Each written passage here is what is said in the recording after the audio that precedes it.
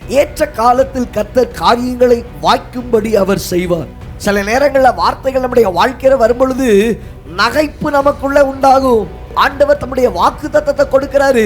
நீ குறிப்பிட்ட உற்பத்தி கால திட்டத்தில் நீ என்ன செய்வ? ஒரு பிள்ளையை அணைத்து கொண்டு இருப்ப. சாராளுக்குள்ள என்ன உண்டாயிற்றுனா நகைப்பு உண்டாயிற்று. நான் என்னுடைய ஸ்திரீகளுக்குரியதான வழிபாடு நின்று போயிட்டு, என் கணவர் முதிர் வயது உள்ளவனாய் மாறிவிட்டார், இதுக்கப்புறம் எங்க நடக்க போகுது?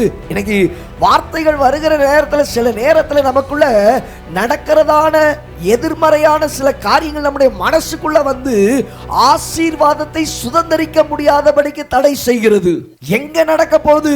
எப்படி நடக்கும்? இதுக்கு மேல முடியுமா?